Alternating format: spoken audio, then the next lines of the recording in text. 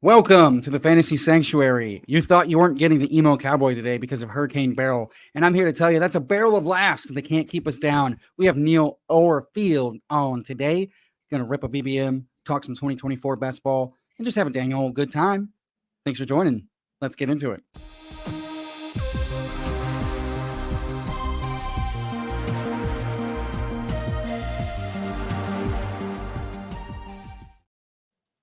Yes, that is right. Tyler has braved the elements, the hurricane. Couldn't keep him down. Tyler's here. I'm here. But more importantly, our guest this week, making his first visit to the Fantasy Sanctuary, Neil Orfield, a man who willingly made his age a big part of his online personality in his mission to become the oldest man to ever stream 150 Best Ball Mania drafts.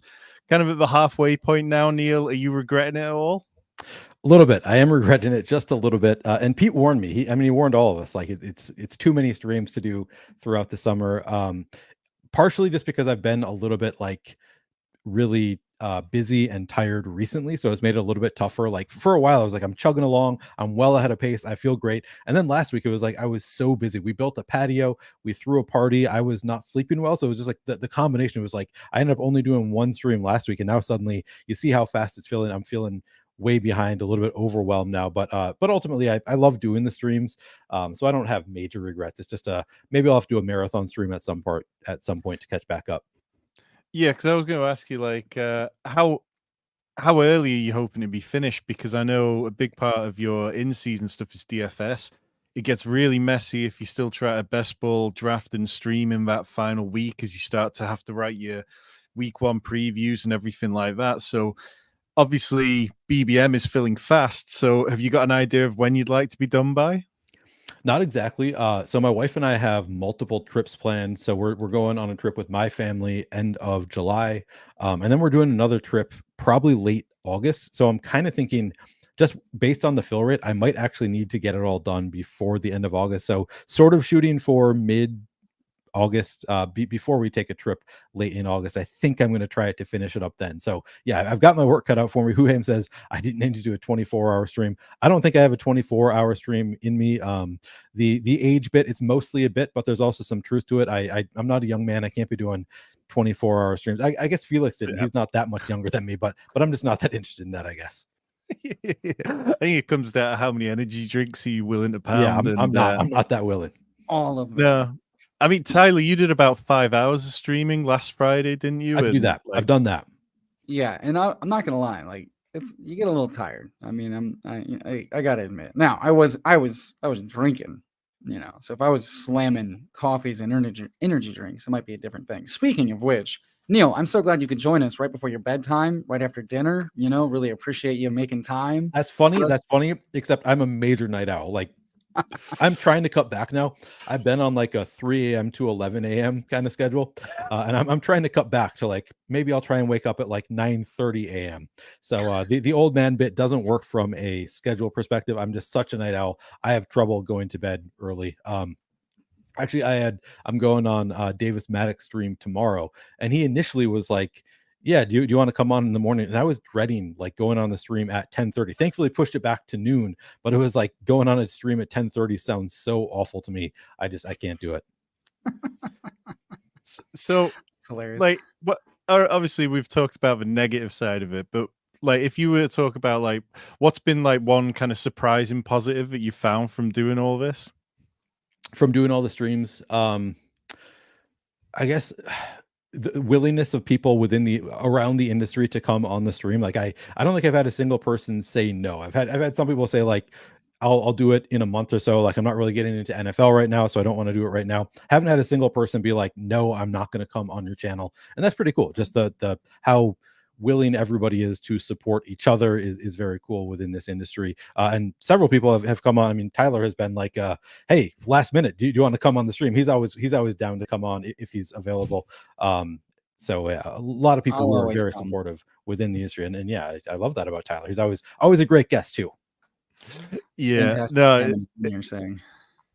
No, it is true. And like, I've got to say, I've been very blessed to have a lot of really fantastic people on here, and and sometimes people are like, oh, how did you get that person? It's like, well, I just asked them. Right. And if your DMs are open to me, you're going to be harassed at some point by me to come on a show. And some people will ignore you. Some people will push you back a little while. But for the most part, it is a great community. But let's jump into a draft, Tyler. I know that, you've had a difficult day and are probably ready to wash it all away with a draft. Whoa, wash it all away, buddy. Too soon. Yeah. Jesus Christ. I'll just see myself out. So Neil, like obviously you're drafting a lot of BBMs on stream. Are you finding that you're still drafting as many teams as you'd like to off stream? Yeah, for the most part, Underdog has been giving us so many different options throughout the year that I've always had something that I can draft. Now, sometimes I have to, then I'm like, I guess I got to do an eliminator or weekly winners when I really want to be drafting a regular best ball. But like for the most part, you've had options throughout the summer. So yeah, it's been not that big of an issue. There occasionally I'm like, man, I'd love to do a real draft right now and I can't. But there's always something available. And outside of BBM, like what's your favorite format that they've sent you away this year? That's a great question. Probably the eliminator is actually my favorite. But I'm kind of the opinion that you shouldn't be drafting the eliminator until close to the season, just because I think there is a big information edge and you're going to be starting in week 2, you're going to be playing against people who have been drafting throughout the summer. So I think you want to be drafting when you have the biggest information edge, just because of the structure of the tournament. So that's been, I love it, but I'm also trying to save a lot of my eliminator bullets. Yeah. How balanced do you think your portfolio is for the BBMs, considering how many different guests you've had on? Like, I find that when I'm drafting with people, I do a lot of drafts with Colin Kelly of Rotoviz, and we tend to end up taking a lot of Will Shipley and a lot of Trey McBride in those. But then I'll draft with somebody else, and like I'm trying to remember who it was, but I think it was Felix when he came on. We ended up drafting somebody from the Lions who might be about the wide receiver 5 or 6, who Felix was really high on, and I can't remember his name. Khalif Raymond? Not Khalif Raymond then? Definitely further down than Khalif Raymond. I'll look it up whilst you tell us how balanced you kind of are. Yeah, I'm super balanced. I mean, most of my drafts have been with other people. I guess that has been one of my struggles. Is part of me is like, maybe I need to do more solo streams, because sometimes I just want to get my guys. Like sometimes I just want to be the one having the opinions, and I do usually, if I have a guest on, I usually cede to them to some extent. I'm usually willing to take the picks that they want. So I'm like, there's part of me that's like, I'm going to end up with a best ball mania portfolio that is not really my portfolio. It's more just like, who are the guests that you've had on? You're taking all of their players all the time, which is nice in that, it does balance up your portfolio. And I've had a lot of people on that have, I think, probably better player takes than I have. So it has worked out pretty well. I mean, Tyler's got his player takes. Some of them are good, I think. Probably some of them are probably good. I'm the only reason why you're not going to get left in the Lad McConkey dust. You're welcome. Yeah, I mean, there is some truth to that. I think Tyler did kind of talk me into Lad McConkey. I have upped my Lad McConkey exposure as a result of Tyler. So thank you for that, Tyler. Now, when Josh Palmer is the actual wide receiver 1, you can thank me. Send it right back. I am convinced Josh Palmer slappies are why I got hit with a hurricane today. So I don't know. I don't know that I follow your logic there, but no one does, and that's why it's provocative. Oh, Yash is saying streamer portfolios are like index funds of content creator takes. Well, So the player that Felix was giving us a scroll VF down play on was Isaiah Williams, who is out of Illinois and on the Lions, which, yeah, he wasn't somebody that I knew, but definitely if he's in the player pool, then let's go. Got a guy in my Discord who's big on Ryan Flournoy, who I'd never heard of prior to this guy in my Discord. So I've drafted some Ryan Flournoy when I have Dak, or if I have an Eagle stack and need a Cowboys bring back. All right, fellas, we're on the clock at 10. We slamming Puka, or are we getting cute? I like Puka. Yeah, I think he's probably my favorite here. Tom, any? No, I love that. Right. Yeah, like over the weekend, I started looking more into the combinations of players I have and the stacks I have. And the one thought, and I mentioned this on Twitter earlier, I've got one Matthew Stafford, Cooper Kupp, Puka Nacua double stack through 30 DraftKings Millie Maker teams, and I just know that if draft season finished now at that kind of current ratio, I would like to have more than 5 teams in that contest with that double stack. So yeah, always down for Puka, always down to see where that Ram stack could fall to us. And yeah, feels nice to be back. Yeah, it feels nice to be drafting back in best ball, because yesterday I drafted in the FantasyPros championship on FFPC, and Bijan Robinson went as the RB1. There were 4 running backs inside like the first 8 picks, and it felt so different. Bijan over CMC. That's a take. Yeah, let me pull up the draft board whilst we come around the turn. But yeah, I'm London here. Any Tyler? Yeah, I'm good with London. Sorry, it looked like you'd frozen there for a second. never frozen. We shouldn't have the guy who's in the middle of a hurricane in charge of the draft, should we? We made a huge mistake. Look, be brave, be bold, or go home. I happen to be doing all 3. I don't know if that applies to having the guy who's in a hurricane being in charge of the draft. Neil, how about you do a little bit more believing and a little less doubting? All right, you guys just trust the magic. I meant to yell. I was going to yell at Steven there for taking Marvin Harrison, not letting us get our bring back on the Puka. Yeah, this is the worst part Steven, you're killing me. Streaming all your drafts. Also, two things retroactively. The logic behind the Josh Palmer Hurricane slappyism is that the Hurricane keeps me from streaming, allows you to get more Josh Palmer on this stream and on this good channel, soloing the name with more Jags. 2, if you're worried about your portfolio whilst having a billion guests, just do what Davis Maddock does and bully everyone into watching you draft the team you want.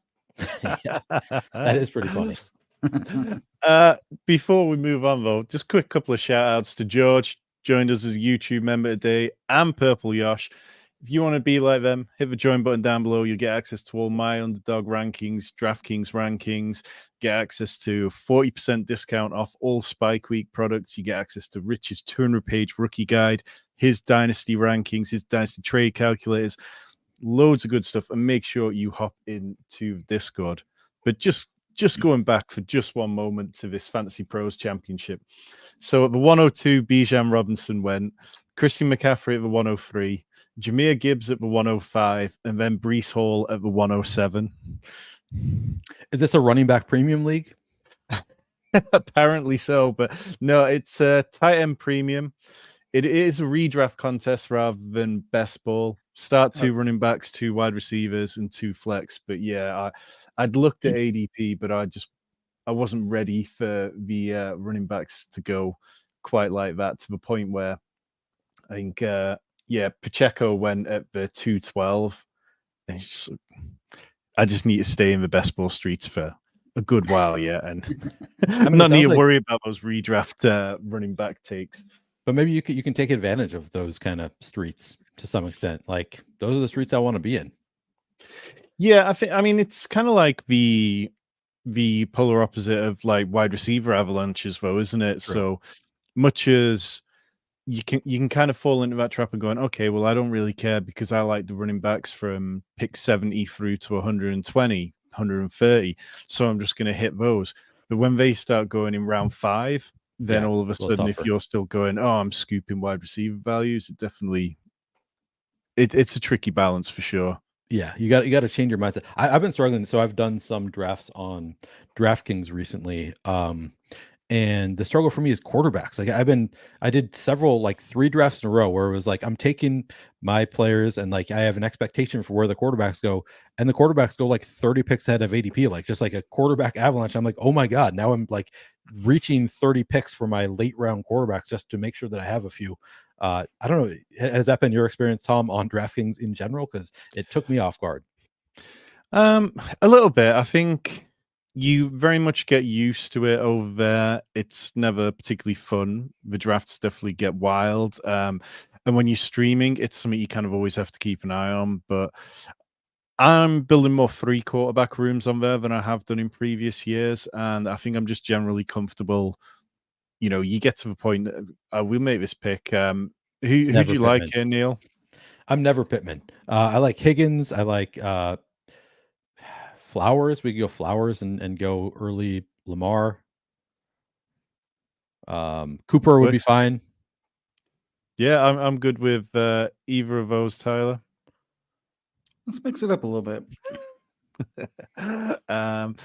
Yeah, I mean, on DraftKings, it's kind of one of those where, yeah, I mean, you hit this point in drafting season, and you just know where your backdoor stacks are, don't you? Like, I think one thing that I'm currently working on is looking at the DraftKings winners over the last couple of years, and the guy who won it last year had Matthew Stafford stacked with Cam Akers and Kyron Williams.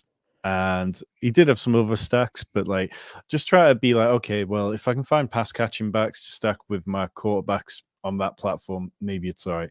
But enough talk about DraftKings.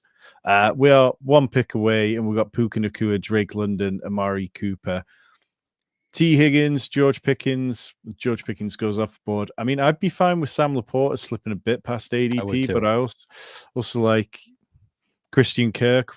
Tyler, do you want to break that, or are you happy with either of those? Let's take a grown-ass man. Grown-ass man. We've Derogatory. got Purple Yosh saying I need to get the rest of my $3 on DK. Are they I filling haven't done fast any yet? No, the $3 was grossly missized and it's really slow. So you've probably got another 3 weeks before that fills. Tyler saying, did you guys max the Pitbull yet? Oh yeah, I don't think so. I maxed before my internet went out, so obviously I'm an oracle. And then Green Bean saying Never Pittman is crazy in my opinion. Neil, do you want to defend your take? Yeah, I just think Anthony Richardson is going to be running a lot. I don't think there's going to be a ton of pass volume. And I think he's got two other receivers who are talented. I'd rather just take the bet on Downs or A.D. Mitchell later. And I'm also exaggerating when I say Never Pittman. I mean, I'm shooting for like 3-4% Pittman. I'm going to be definitely like well underexposed to Pittman overall. I'm not actually going to take 0% Pittman, but I'm never Pittman at ADP. I'm going to let him fall to me generally. And even that, I have taken him at ADP depending on how the room goes. Like if I'm like, I really need a wide receiver and all the ones I want are gone, like I'm willing to. But in here, when we have other receivers that I just like better, I'm not going to take him ahead of like Amari Cooper, who goes later than him, but I like Amari Cooper better. Yeah, I mean, yeah, I think what you said there is he's being priced up yet again, and he was priced up there in the big board before the Colts drafted a second-round wide receiver who profiles on the outside. So, like, at minimum, an upgrade in just juice and youth competition that Alec Pierce was not providing. Michael Pittman finally broke out with 15.6 fantasy points per game. I think that's PPR last year, but we know that a lot of that was just like RPOs, which are good, and you're still going to get that with Pittman, but RPOs out the ass under Minshew, where Minshew's not running as much as AR does, and AR profiles the best like intermediate and deep passing. And like you said, Downs profiled much better and kind of outperformed him when healthy last year, and now you've got a third target there. So I think Pittman's being priced pretty damn close to his ceiling weekly and overall, considering healthy JT, healthy Downs, healthy new AD Mitchell, healthy AR. So I if he was like a fifth round pick, like, you know, in that like Terry McLaurin, Hollywood, Reed tier, you know, maybe, but like, yeah, like you said, like right there with Cooper and Zay with the year 2 increase, Cooper with at minimum a really solid floor with Watson and a Ken Dorsey offense, and even without Watson could really blow up. Yeah, I don't love him there. Like I think I'd rather take Pickens just for like the, you know, what happens when I'm right. Like Pittman feels like a small win really early in the draft. Thing, yeah. It's like I don't think that Pittman can bury me. Like I think you'd be talking about Anthony Richardson having to throw for 40 touchdowns and, you know, over 4,000 yards for me to think that that's going to bury me, and I just don't think that's going to be the case. We are one pick away. Patrick Mahomes, James Cook, Chris Godwin, Kyle Pitts, Joe Mixon, Xavier Worthy, Roma Dunze, all floating around the top. I've been taking more Kyle Pitts of late. I also really like Chris Godwin. I think that he's somebody who's going to pick up steam. Neil, you got any kind of preferences here? Yeah, I like Pitts, and we have the double with London. The only problem is that we already have Laporta, so I'd be fine doing it if you guys want to. Otherwise, we could go Mahomes. We have both Worthy and Rushy Rice. Could make it back to us. Up to you guys. I'd say Let's- one of let's those. Mahomes and leverage off of Kelsey.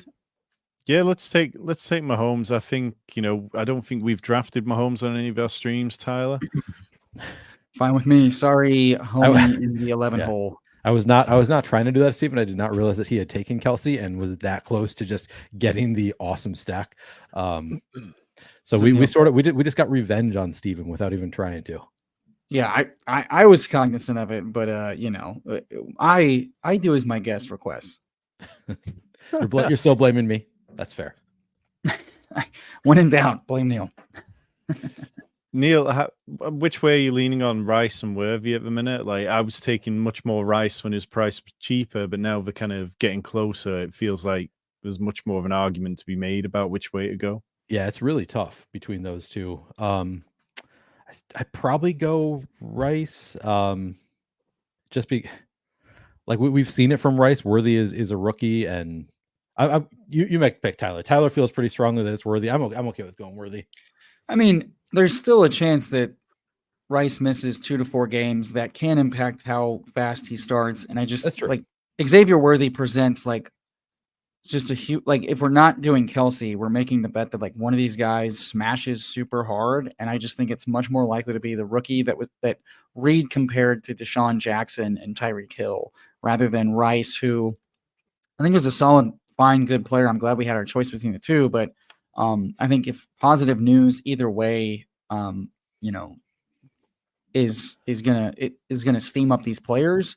I think the first round rookie can go a lot higher with juice. Whereas Rice, I think, it could be anything. He could even be what Rushy Rice was last year. Is that that's what you're true. I mean, that's fair. Rushy Rice last year was basically Travis Kelsey when they weren't using Travis Kelsey the way they were using him. So I think the knock on Worthy could be similar to what people were saying about Rushy Rice last year. It's like, okay, rookies don't tend to do well in this system, and then Rushy Rice goes out there. Is that something which Xavier Worthy's going to be able to repeat? But yeah, I like mixing in the pair of them, and I'm good with Xavier Worthy because I think if he hits in an astronomical way. Yeah. I've got to hit a couple of things in the chat quickly. Is the NFL popular with sports fans in the UK? NFL's massive over here now. Obviously, not on the scale that it is in America, but when the London tickets go on sale, it's not uncommon for there to be 500,000 people try to get tickets to those games. They sell out in a flash. You can go to any city on a Sunday now and be spoiled for choice for bars where they show the NFL. When I got into it back in like 2007, 2008, that definitely wasn't the case. But yeah, I mean, as Historical Anomaly says, get yourself in the Fantasy Sanctuary Discord. Better research on fantasy football than we do in the States. Me and Rich both been into it for years. Rich played flag football at a pretty decent level. I have been into it for 17, 18 years, and there is a whole host of absolute fanatical people over on this side of the pond. The other thing I've got to get to, Historical Anomalies saying, Tom, rumor on the street is that you were on the British version of Jersey Shore. Care to elaborate? Well, my first TV job working in the TV industry for the very first time was on a show called Geordie Shore, which was modeled on the hit TV show Jersey Shore, but set here in Newcastle.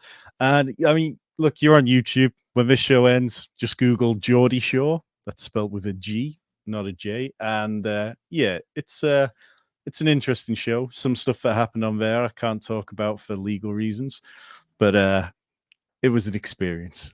Wait. Can you spell out Geordie in full for me? Let me put it in the chat. All right. Gordy? No. IE? What kind of English you motherfuckers speak? Okay, Geordie Shore. So Geordie is the nickname given to people in Newcastle. So yeah. Geordie. Shout out to Pound. Appreciate him checking in tonight, and appreciate all you in the chat. But hit the like whilst you're there.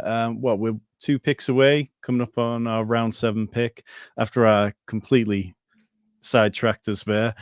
Neil, are you thinking running back when you look at this sea of green ahead of us? Probably. I mean, just based on who we have on the team right now, we have 1041. Don't really want to go Sutton this early.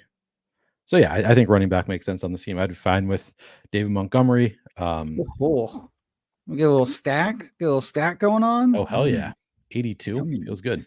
Yummy. I was looking at, and again, this is something that I feel like we all sort of know who are the good offensive lines, but still just the reminder at looking through all the different offensive line rankings I could find, every single one of them has the Lions as the top offensive line in the NFL. It's like, oh yeah, maybe I do need to be drafting more of those guys, because both of Montgomery and Gibbs have been like slight fades for me so far.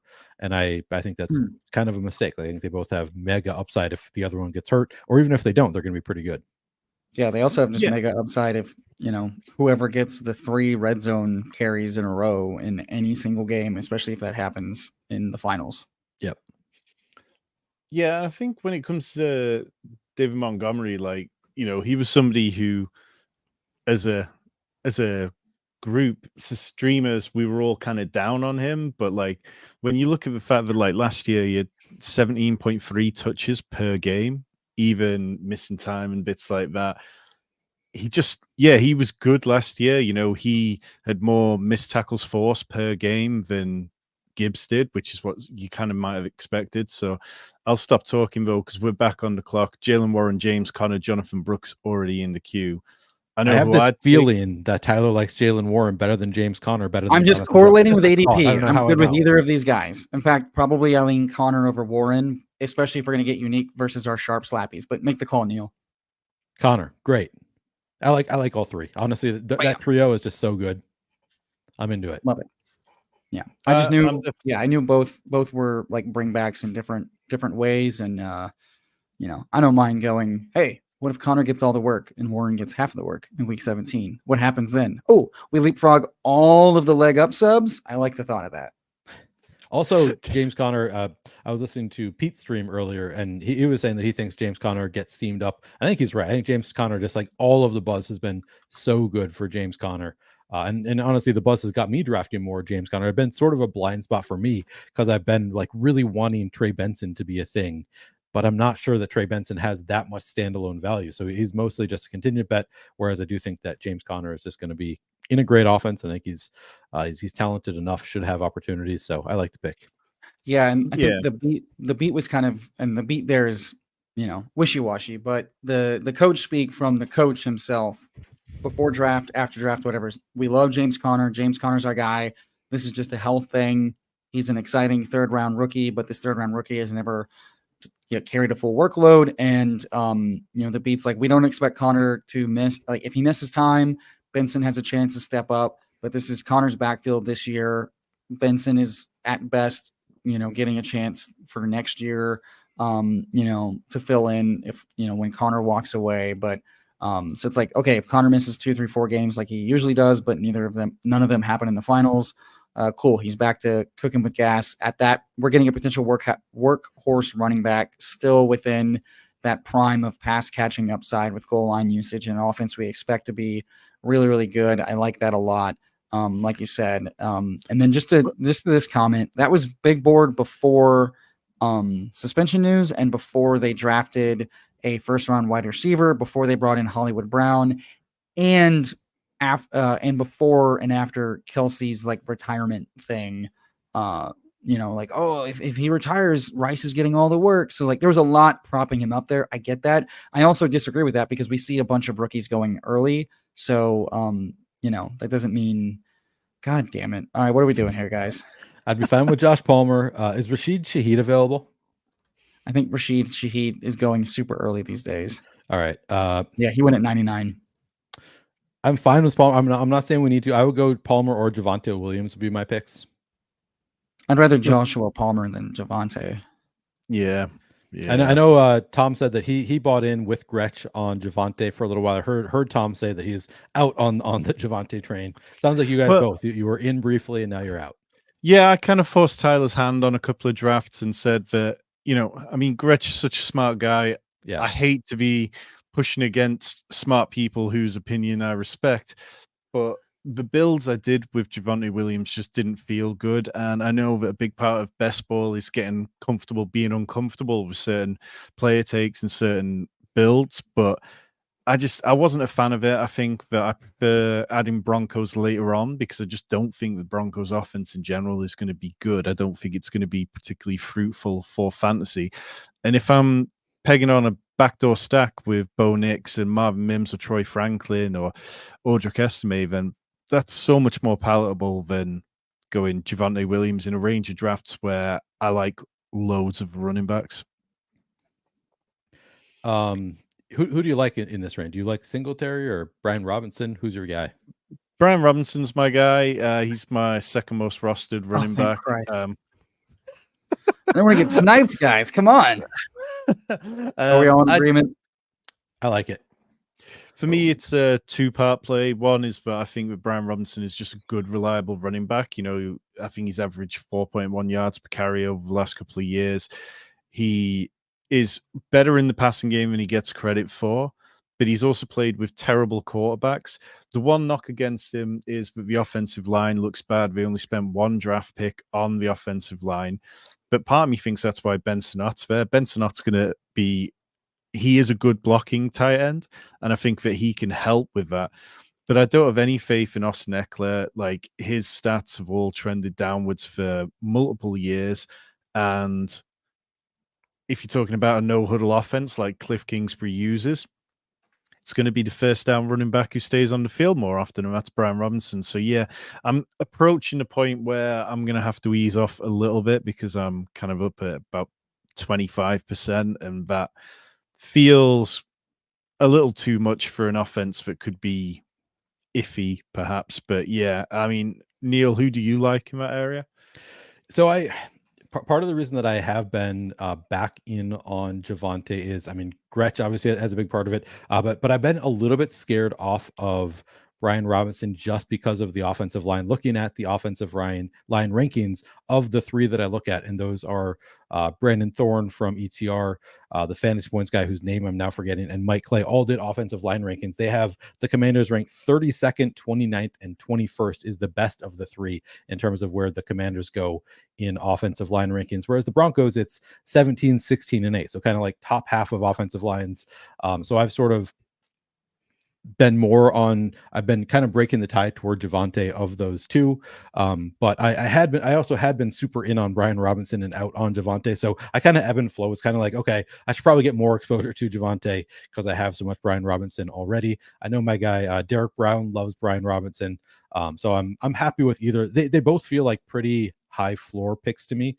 But maybe I could be wrong about the Javonte floor. There was a little while where I was like, is this guy just going to get cut and be a nothing? And it's hard to say. I feel like the recent rumblings have got me more into, like, I think he's going to get a chance at least.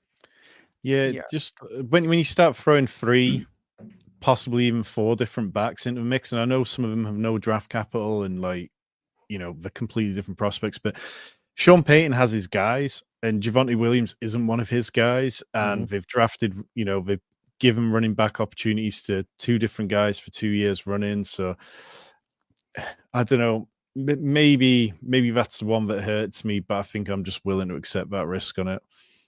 I also really like taking the later Broncos. So just, you know, when I take Javonte, it's like takes away the ability to take those guys, which I don't know if it's the best reasoning, but something. I mean, I don't mind adding Josh Palmer if we got. Yeah, that's not going to clash on buys. Chiefs are after that, aren't they? Justin Herbert, you want to do? Yeah, I don't mind taking Justin Herbert, but we could push that around the corner if you guys would rather take Charbonnet or Zeke, maybe. I'd be. Well, looks like we got Mike Williams. No, we did not. We got Zach Charbonnet. How the hell? I don't know how he does that. That's just like fucking hurricane internet witchcraft. That is witchcraft right there. So if I were drafting solo, I would have taken Justin Herbert. The reason being, to me, Zach Charbonnet and Marshawn Lloyd are like the same bet, and I was just like, one of them is probably going to come back to me, but I don't know if that's actually true. Yeah, I get it. I think, like, because the two of the 3 teams around the corner had 2 quarterbacks, it was kind of something I was willing to push because I think, you know, if it's somebody you really want, then I'm always like, you just lock the stack in. But True. we only have Josh Palmer, and we're Right. probably not going to add Hayden Hurst later. I mean, at least I'm assuming. But yeah, I'd be good with Justin Herbert here. Yeah, I'm good with Justin Herbert. I'm also okay taking a rookie wide receiver and knowing that we have Kirk Cousins in our back pocket. Thoughts? Fine. I don't mind it. If you want to Yeah, go leg it, go for push it, Holt. Tyler. Like it? Who's your, yeah, take your preference. All right, we have Xavier third leg. I feel like if you take Mahomes, yeah, and Hayden Wink's research kind of suggests like trying to push the second quarterback later, I think feels right. Also, given the build, only 5 receivers, 4 through how many rounds we had? Yeah, 4 through 6 rounds. So like we're not super behind, but I wouldn't mind a little bit more, mystery box upside, especially for late season, especially for other games, especially fading guys like Deontay and Adam Thielen late. And there's a chance that a guy like Justin Herbert comes back around if the lad drafter is already done at quarterback, which I took a peek at the board and, they took Burrow, so maybe not. But I don't know. I feel like it's worthwhile to push, especially with just Palmer. I don't feel like that's like an alpha stack I need to have. And I think the wide receiver tier coming back around, we'd be staring at, Douglas, Thielen, Roman Wilson. And I think we're going to like the quarterback versus wide receiver 2v2 there. Yeah. Shout out to King of Kings joining, becoming a YouTube member. If you are joining and you don't see the Discord link when you join, do hit me up on Twitter or check out any of the posts, which you'll now be able to see as a YouTube member. I've got the Discord link there. Loads of good stuff in there. Neil, how are you approaching the Chargers? Because like, if Justin Herbert comes out and looks like Justin Herbert that we've seen at points over the last couple of years, and instead of this being a really run-heavy offense because we've got really dusty running back options, and he just moves the ball and scores all right, if we're talking about a round 12 quarterback, he has the potential to really, outplay expectations, to put it mildly. I'm super into it. Yeah, I've drafted a ton of the Chargers. Like Tyler said, he's got me back in on Lad McConkey. I have been drafting a good bit of Lad McConkey where he goes. Even with like Josh Palmer, if I'm being honest, I don't love where he's going now. Like it's so hard to click him around pick 100 when we used to get him around pick 130, 132, whatever. But I still do it occasionally depending on what the room gives me. And yeah, I think, people last year said this about the Cowboys, like, oh, they're going to be a run first offense. The Dak stack is going to be horrible. And then they were really good. CeeDee Lamb was the top receiver in the game last year. Dak was very good. And now we're drafting him way ahead of where we were previously. I think the same thing could happen with the Chargers. Coaches sometimes just like you think they're going to play a certain way and then they play to the talents of the team. And I think the talents of the Chargers is Justin Herbert. It's the passing game. So I really like the Chargers passing game. I've been drafting them way over what the field is doing. I'm even sometimes willing to throw QJ on there. I don't love doing it, but he's seems like a fine bet where he's going in the draft. Like he does have the upside. He could just be out there having opportunities and maybe he does take a step forward. So I'm super into the Chargers passing game. Well, at least the way they talk about QJ is a world apart from how the Titans new brass are talking about Treylon Burks. So right. I can see that. Yeah. We are back on the clock. Tyler, what's standing out to you? Well, we'll just note that both of our quarterbacks go. So we do have Stafford in our back pocket. Same buy as Mahomes. Same buy as Mahomes. I'm out on that. So I'm thinking running back. Sure. Go Vidal. Yeah. Tyler Algier is the one I really like. But let's go Vidal. Good with either. Magic. Look at that magic. Tyler's got like 35 seconds on each clock. I wish you were like me, baby. Neil, to answer your question on why we're having the Hurricane Internet guy run things, you're welcome. Yeah, so, apparently working out pretty well. Neil, got a question in the chat for you. Do you plan on doing the Saturday DFS show with Scott Barrett this year? Yep, probably just on the Fantasy Points channel. We haven't worked out all the details, but yeah, we are planning on doing the show again for sure. Awesome, great to hear. Back on the clock. What are we thinking we want to do? Well, this is a bring back on Cooper. This is a stack with Palmer. Didn't mean to press. And then we've got a double stack for potential quarterback setup late. Yeah, I mean, the Adam Thielen one was one which caught my eye, but I don't love it. Neil? If you want Thielen, do the double stack. I'd be fine with it. I have very little exposure to Thielen. I know Neil loves as a host that cares the most about the guest and his request. I figure set up the double stack for a man who DFS is at his core for a double stacked quarterback. And if we're right on an undervalued rookie and offense and potential old mentor, much like Neil, bridging the gap to a younger streamer in 2025 to do all of his BBMs, Adam Thielen too can bridge the gap. Xavier Legette to the finals. So we have our double Xavier alpha stack in week 17 for all the money. Ultimately, I just like drafting olds. As an old guy, I want to draft other olds. Old support olds. That's what it comes down to. And as a man of diversity and inclusion, we don't want, why not cut the middleman out? None of these year 6, year 7 wide receivers. We want the super young, supple rookie receivers, or we want the absolute MILFs teaching them how it's done, and nobody in the middle. Let's just have both ends.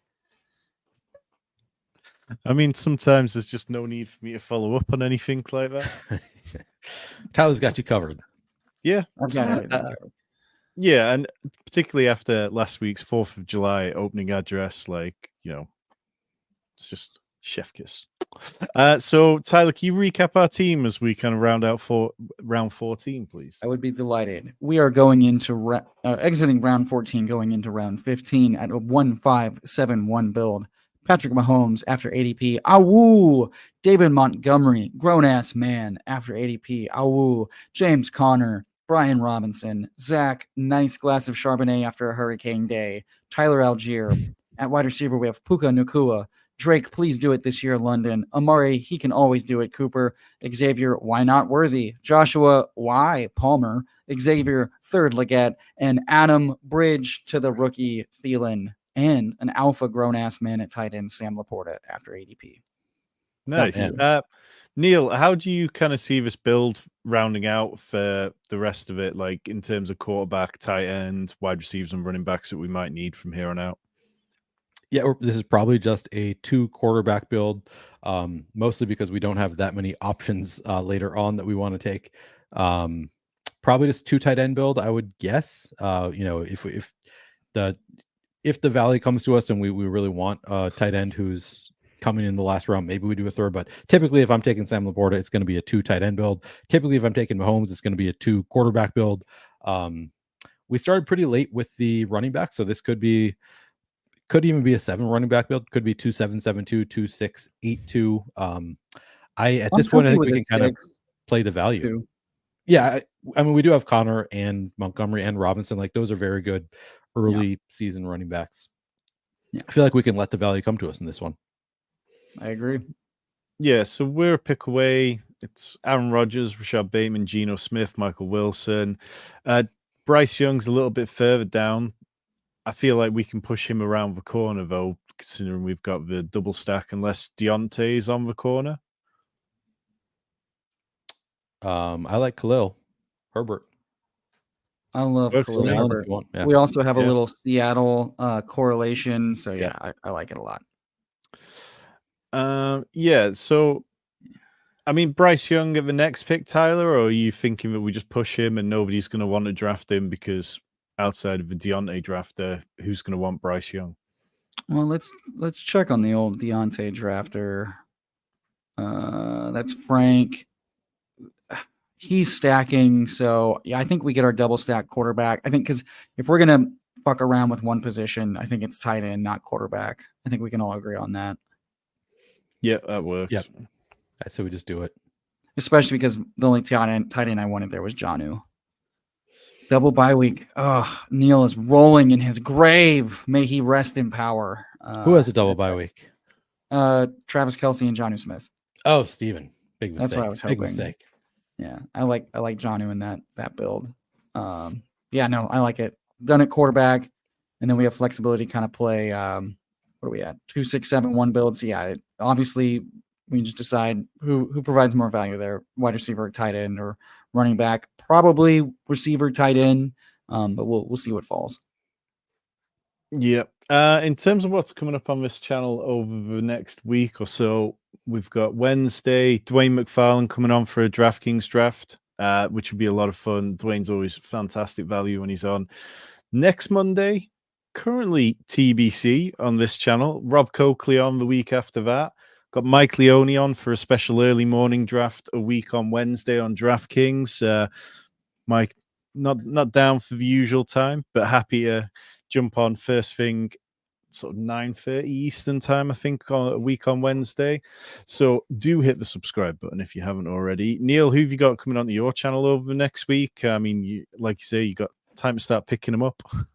Yeah, so I have currently I don't have anything set. I might end up doing a stream later tonight. I have not yet decided if I'm going to, just to get some drafts in, because as I said, I feel like I'm getting behind. I threw the invitation to Fantasy Guru Drew, Justin Steele, and Debro, and sounded like Drew might be interested to join tonight. So I might have a stream later tonight, unclear at this point. Tomorrow I'm just going to be on Davis's channel because I'm doing the afternoon stream with him. I have softball in the night.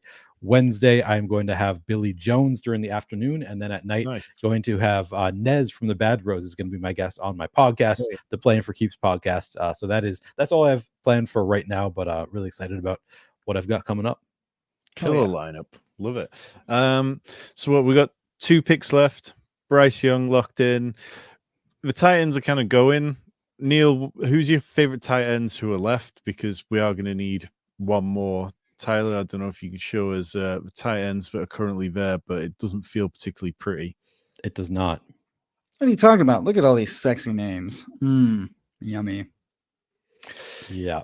I don't know that I have it's tough to say that I have a favorite. It is John, who typically is my favorite late round tight end. I'll take my Noah Fant. Part of the reason I go elite to like middling tight end is because I don't feel particularly great about many of the late round tight ends right now. Oh, you're falling for the Josh Norris, Tommy Tremble pick? Did I say I'm falling for it? It's hilarious looking at it. I mean, Josh knows Carolina. That's definitely something that's true.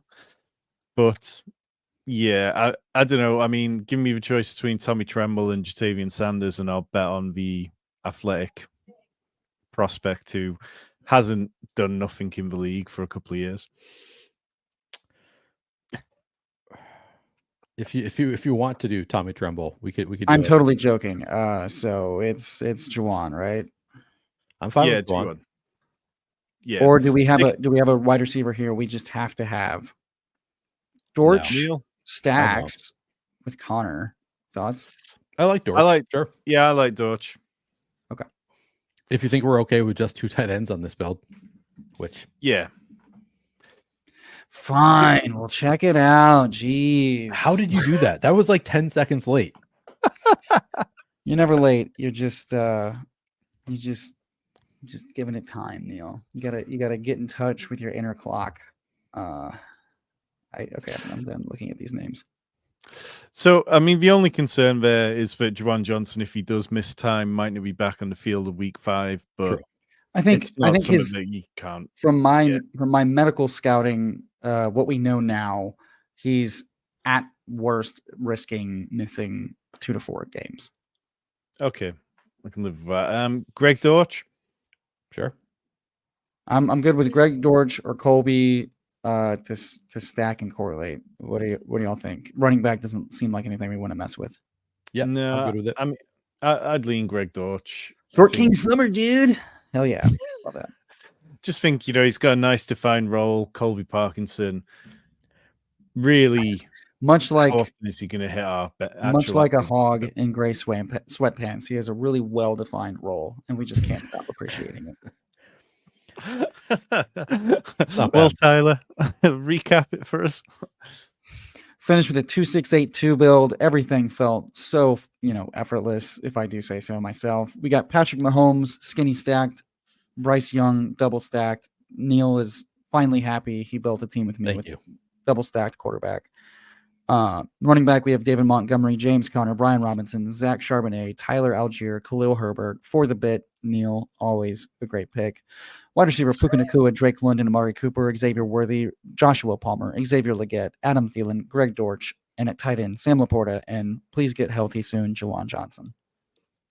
How'd you like feel about that, Neil? Yeah, I think we made a good team of it. We didn't have any like incredible values fall to us, anything like that. But I think we did the best with what the group gave us. I didn't have any major regrets with the picks. I feel good.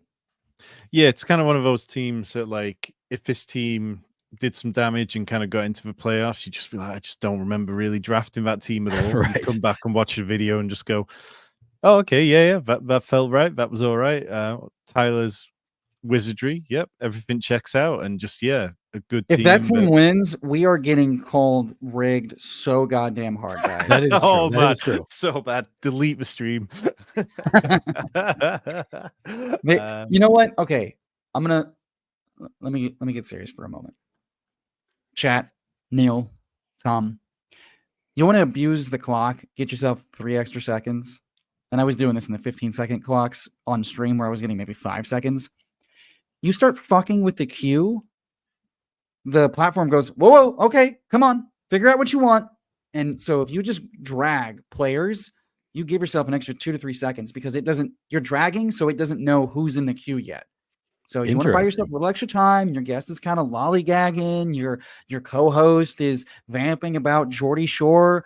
Grab that player, yank him around a little bit, play with him a little bit, make him a little happy, and then boom, swap it out. Buy yourself 3 extra seconds. Works every time. That's a good pro tip, actually. You're welcome. As I'm spilling my secrets, and giving away all this alpha. For real. No, fun team. I like this. I haven't built a lot of Mahomes teams, so getting him past ADP on the turn, and I think Nobo Sox mentioned this earlier from like a gal brain perspective. Really fun stacking Mahomes up with a non-Kelsey elite tight end, especially one so youthful and bursting with energy. If they do actually kind of rest and manage the load of Kelsey, then you get that other tight end that could absolutely smash in a high scoring affair. Week 17 with the San Francisco 49ers, Mahomes much likelier to outscore Goff, and we've got him with Xavier Worthy. So I really enjoy that a lot from a gal brain leverage standpoint. If Kelsey ends up only getting 12 points, well, now you've got this Laporta lever to pull, but Mahomes can still get there with 2 touchdowns to Xavier Worthy, a rushing touchdown, just a fuckload of yards because Xavier Worthy is basically Tyreek Hill now. Fun little story we could tell. Hell yeah. No, it felt like a good team. It just, like kind of said, nothing crazy about it, but just, I think if I could build teams like this consistently, the only thing I'd possibly change is swapping out the Mahomes side of it. Maybe I wouldn't build it every time like that, but it just ticks so many boxes. It's hard to feel bad about anything really. But maybe at wide receiver, the gap between Xavier Worthy and then Joshua Palmer in terms of quality and what you're looking to get in your lineup at times might be fairly big. It's a pretty big gap. And we did fade running back for a while, so you are talking, are we going to get 3 wide receivers plus a flex? It's kind of, it gets a little iffy there, but I think the running backs are pretty good. So I'm down with it. In terms of anything else, Neil, I know you've already told us a little bit about what you've got going on this week, but in terms of how you found moving from a DFS mindset to getting heavily into the best ball streets, has there been anything from that kind of DFS background that you think has really helped you with it? Yeah, I mean, so I've been playing best ball for 4 or 5 years now, so I've had some time to transition. But I do think it was probably easier because of the DFS mindset. Like, you're always thinking about things like ownership with DFS. There are ways to apply that to best ball. I've talked about it. I talked about it yesterday on a stream with Alec from I forget what it's called, Best Ball University. But it's you can play with the taking rookie wide receivers who are going to peak later. Maybe you get them at lower ownership in the playoff rounds. You play with the combinatorial ownership. There's a lot of things like that you play with DFS, similarly to best ball. And like Tyler said, the stacking, the double stacking, I think that it actually makes even more sense for best ball than DFS, but it makes sense for both. Just trying to stack up your teams always is generally going to give you the best shot at a high ceiling. Trying to think if there's any other major. I mean, you're always trying to leverage what the field is doing to the best of your abilities. You're using projections. It's a pretty similar game in a lot of ways, with some fun differences, obviously. If you could change one thing about best ball to make it more like DFS, is there anything that comes to mind? To make it more like DFS, introduce tools that take away casual's ability to have an edge. Oh wait, we did that. We did that. Stoking the chat fires. Yeah. Here they come. Here they come. I don't know that I want it to be more like DFS. Like I like Thank them you. as That's the separate right entities. I like that they are as That is- different as they yeah. are. I love them both for different reasons. I Love love all it. my children and grandchildren.